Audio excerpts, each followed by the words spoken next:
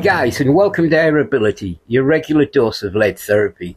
And today I'm joined by the new kid on the block, the Falcon Optical Systems T50i. This is a 50 magnification scope with a 60mm objective lens. Yes, it's the replacement to the legendary T50. We've all had one of those at one point, I bet. I had one that looked like it had been dragged round a car park by a tractor, but it was still absolutely fully functional. And I can tell you, on first inspection, this is definitely a step up to the old model. But before we start, why don't we do the walk around?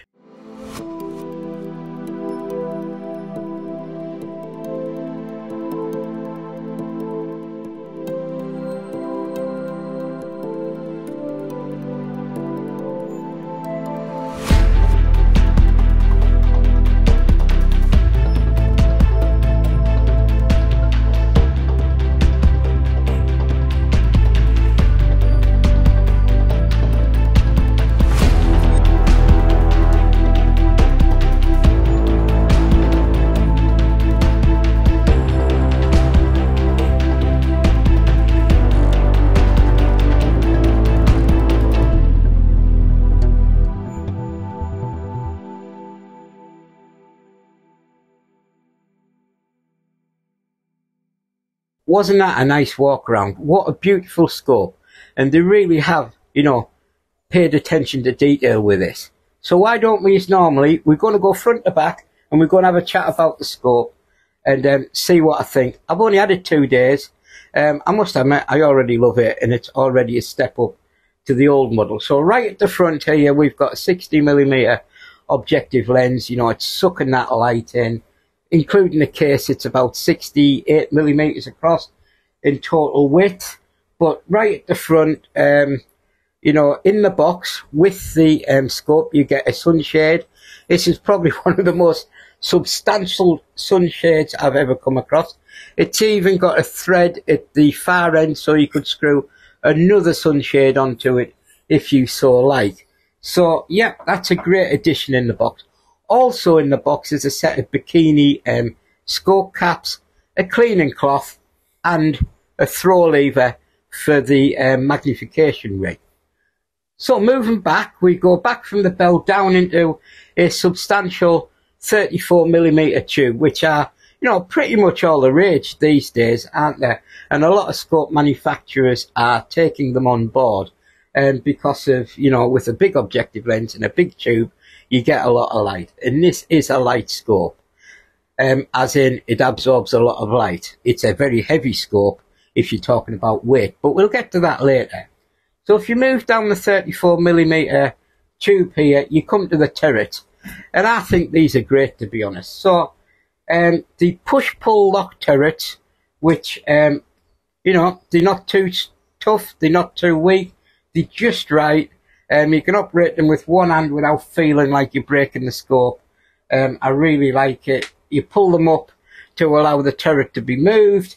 And yeah, it's a beautiful click. You've clicked it. It takes a bit of effort to click it. It's just about right. It's what you would expect.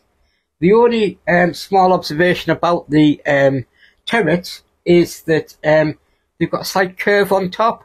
And if you like to level your scope by putting a spirit level on the top of your turrets, it would be difficult. But I immediately found a hack. If you pull the scope ring up, the little curve disappears underneath the scope ring when you pull the lock ring up, and you can put your level on the top. So it turned out to be nothing to worry about. But, great scope caps, turrets, sorry. I do find that these can suffer on scopes of this price point, but not in this case. So on the far side here, you have the parallax adjustment, and you have the illuminated reticle. What I will say is that every increment on the illuminated reticle, the power increment, has a stop in between, which this is a feature that I love on scopes because it means you're not fishing for your power setting when you've turned it off. You just click straight back to where you were using it the last time you used the illuminated reticle. So that's a great feature. The parallax adjustment, now these you know, the FT guys are going to be wanting to use these, you know, at multiple distances, with really snappy focus and range finding abilities. I haven't tested that because I'm a bench rest shooter. But what I will say is, parallax is extremely important to a bench rest shooter, because if it's out of focus, we're only shooting at 2mm bulls at 25 meters, and it can, you know, some scopes can make it look alright, but the parallax focus is out and it can affect your accuracy. When I set this scope up and I was turning the parallax for the first time to focus it into my target, when it got to the appropriate point of focus, it just went bang, clear. And there was no doubt that I'd reached the optimum focus for the target I was shooting at. You know, I've had some even good quality bench rest scopes. You have a bit of fishing around trying to find what is the optimal focus on the parallax. But this pretty much just went bosh. And I quite like that. So if you move now further back down the 34mm tube, and remember guys, get out there, buy the right mounts, you know what I mean? Don't try and put your old 30 mounts on it. And then move down, you get the magnification ring. Now the magnification of this scope goes all the way from 5 magnification to 50. And it's bright and it's light all the way through the range of the magnification. After initial sighting in, I just pumped it straight up to 50 mag all the way like that, and I haven't changed it since. It shoots perfectly. Somebody said on one of my groups, I bet you the bench rest targets look like dinner plates with a 50 mag at 25 meters. Well, yes, they do. But, you know, it's all good fun and it makes things really clear. And then moving back here, we have, you know, the logo, etc. on the eyepiece. And we have the standard ring that you twist to focus the reticle at the back. The reticle, the old T50, it was kind of a wire reticle. It was quite, you know, it was great of its time, but with modern reticles, it was quite thick and cumbersome. This is a beautiful, thin, etched reticle with a floating target dot in the middle, which makes it perfect for many types of disciplines of shooting. It is small enough and thin enough to bench rest with. That was something I wanted to check out with this scope when it arrived, but I needn't have worried, you know, it works straight away.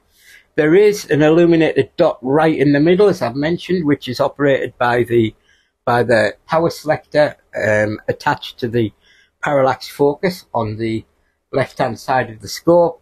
That has multiple powers to suit every level of light and every person's, you know, type of shooting.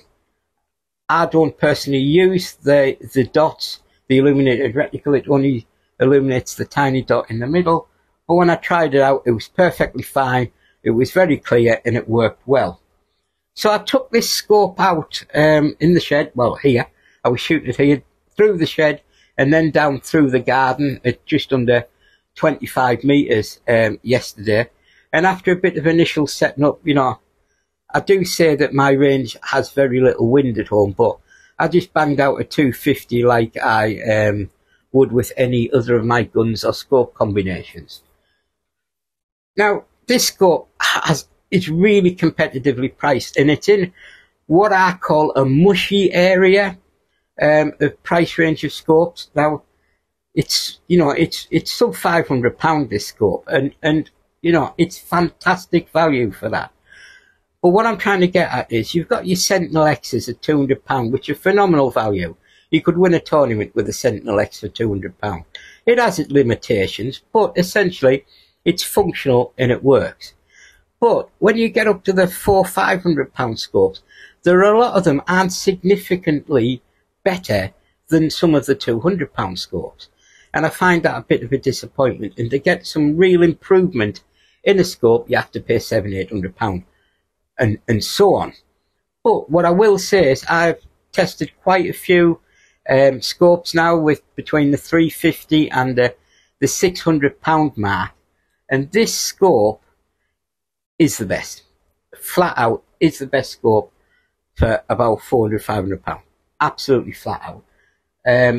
Love it. It's got some of the issues I come across with the other scopes of that price range are mushy turrets.